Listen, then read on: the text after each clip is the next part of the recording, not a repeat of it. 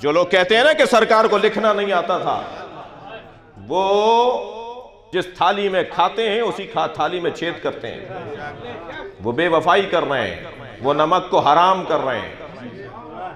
جو اللہ کا قلم ہو، تم کہتے اسے قلم چلانا نہیں آتا تھا؟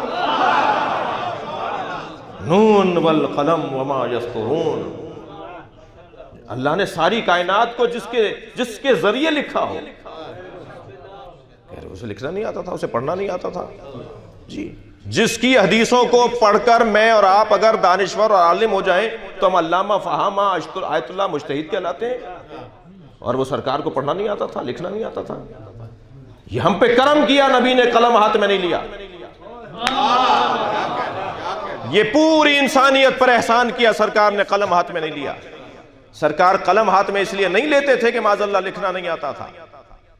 دقت چاہوں گا، ایک بہت بڑا نام ہے ہمارے بزرگوں میں، ہمارے علماء میں، حضرت آیت اللہ محمد حسین طباطبائی صاحب تفسیر المیزان، بڑی مضبوط تفسیر ہے ان کی، اور یہ واحد تفسیر ہے شیعوں میں کہ جو قرآن کی آیت کی تفسیر قرآن کی آیت سے ہے، جس کا پھر کوئی جواب نہیں ہوتا، کوئی مقابلہ نہیں ہوتا ایسی تفسیروں کا۔ وہ ہر کچھ مدت کے بعد اپنے بیٹے سے کہتے تھے، بیٹا یہ کچھ کاغذ ہیں، انہیں جا کے کنویں میں پھینکاؤ، اور وہ کنویں میں پھینکاتے تھے۔ ان کے فرزند کہتے ہیں میں نے 10 دفعہ وہ کاغذ کنویں میں پھینکے، ایک دن ایسے ہی ان کاغذوں کو پھینکنے جا رہا تھا کہ رستے میں مجھے خیال آیا کہ اس کو ذرا دیکھوں تو صحیح اس میں کیا ہے۔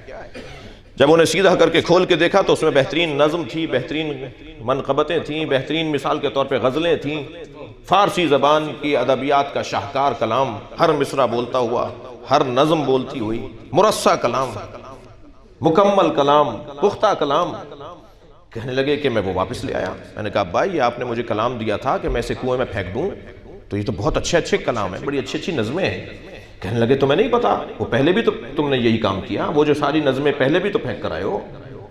کہا بھائی یہ کیوں کر رہے ہیں آپ، یہ کیا ہے، یہ کیا ماجرا ہے، کیا مسئلہ ہے؟ کہا دیکھو اللہ نے مجھے شعر کہنے کی صلاحیت دی ہے، جب میرے بہت سارے کلام جمع ہو جاتے ہیں تو میں تم سے کہتا ہوں انہیں کنویں میں پھینکاؤ۔ تو میں نے کہا بھائی آپ کیوں پھینکوا رہے ہیں، یہ بعد میں جمع ہوں گے، ہمارے کام آئیں گے۔ کہنے لگے نہیں، میں تفسیر قرآن لکھ رہا ہوں، میں نہیں چاہتا کہ کلام الہی کے ساتھ میرا کلام بھی آئے، میں اپنی نفی کروں گا تاکہ اللہ کا کلام عزت پائے۔ عزیزان گرامی، نبی نے قلم کبھی ہاتھ میں یوں نہیں لیا کہ اگر ایک دفعہ بھی کسی نے لکھتے ہوئے دیکھ لیا ہوتا نا تو کہتے یہ قرآن انہوں نے لکھا ہے۔ ہم قلم کو ہی ہاتھ نہیں لگائیں گے، اللہ کا کلام اللہ ہی کا رہے۔ صلوات پڑھیں گے محمد و آل محمد۔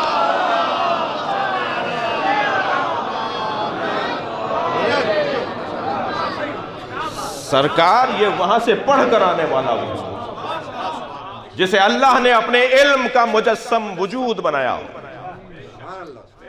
توجہ کر رہے ہیں آپ؟ اللہ اپنے علم کو جب کاغذ پر اتارتا ہے تو اسے قرآن نام دیتا ہے، اور اللہ جب اپنے علم کو پیکر میں ڈھالتا ہے تو اسے محمد نام دیتا ہے۔ یہ سرکار دو جہاں علم الہی کا مکمل وجود ہے۔